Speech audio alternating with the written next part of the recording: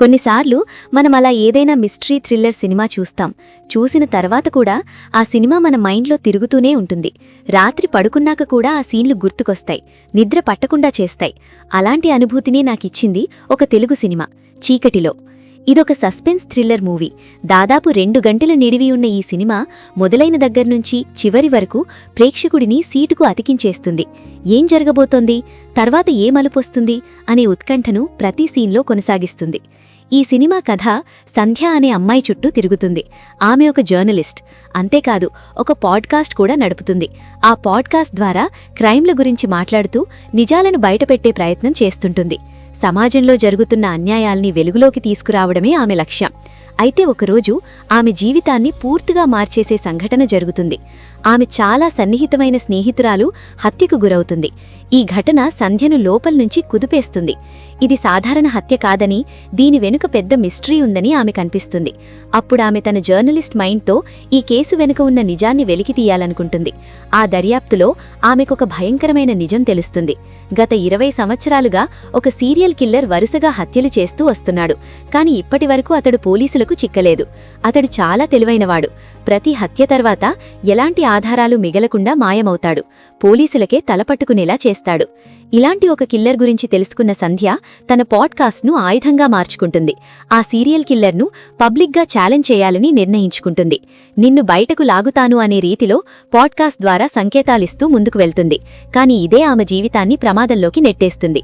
ఇక్కడే అసలు ఆట మొదలవుతుంది. ఒకవైపు సంధ్య, మరోవైపు ఆ కిల్లర్. చీకట్లో పిల్లి ఎలుకల ఆట మొదలవుతుంది. ప్రతి సీన్లోనూ టెన్షన్ పెరుగుతూనే ఉంటుంది.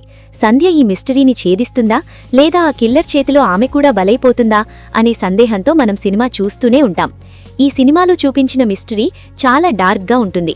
కొన్ని సీన్లు చూస్తే నిజంగానే ఒళ్ళు జలధరించేస్తాయి. హత్యల వెనుక ఉన్న ఆలోచన, కిల్లర్ మైండ్ సెట్, అతడు ఎంచుకునే బాధితులు, ఇవన్నీ మన మెదడుతో ఆటలాడతాయి. కొన్ని చోట్ల ఇలా కూడా ఆలోచిస్తారా అని ఆశ్చర్యపోతాం. సినిమా కథలో పూర్తిగా కొత్తదనం లేకపోయినా దాని చెప్పిన విధానం మాత్రం చాలా బలంగా ఉంటుంది.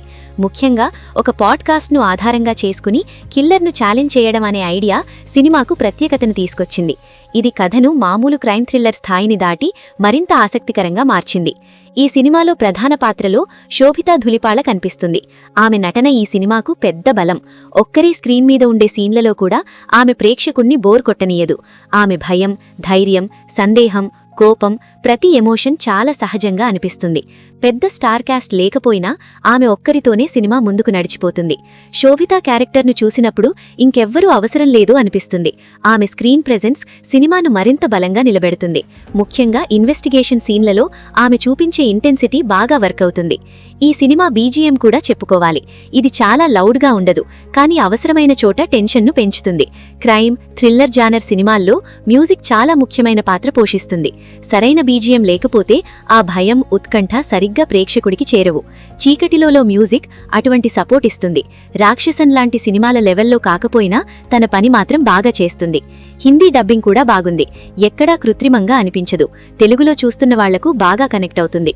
మీరు ప్రైమ్ వీడియోలో ఈ సినిమాను హిందీతో పాటు ఇతర భాషల్లో కూడా చూడొచ్చు. ఒక చిన్న హెచ్చరిక మాత్రం ఇవ్వాలి. ఈ సినిమా కొంచెం బలమైన కంటెంట్తో ఉంటుంది. హత్యలు, డార్క్ థీమ్స్, సైకలాజికల్ టెన్షన్ ఎక్కువగా ఉంటుంది. బలహీన హృదయులు లేదా చాలా సెన్సిటివ్ అయిన వాళ్లు చూస్తే కొంచెం ఇబ్బంది పడచ్చు. అయినా థ్రిల్లర్ ప్రేమికులు మాత్రం ఇదొక మంచి ట్రీట్.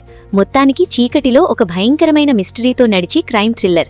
ఇది మిమ్మల్ని 2 గంటల పాటు పూర్తిగా తన ప్రపంచంలోకి తీసుకెళ్తుంది. సీట్లో కుట్టి కూర్చోబెడుతుంది. ట్విస్ట్లు, సస్పెన్స్, మైండ్ గేమ్స్ ఇవన్నీ కలిసి ఈ సినిమాను ఒక ఇంట్రెస్టింగ్ అనుభవంగా మారుస్తాయి. నా వైపు నుంచి ఈ సినిమాకు 3.5/5 రేటింగ్ ఇవ్వచ్చు. మీరు సస్పెన్స్, థ్రిల్లర్ సినిమాలు ఇష్టపడితే, డార్క్ మిస్టరీలు నచ్చితే ఈ సినిమాను తప్పకుండా ఒకసారి ట్రై చేయండి. చూసిన తర్వాత మీ అభిప్రాయాన్ని కామెంట్లో చెప్పండి.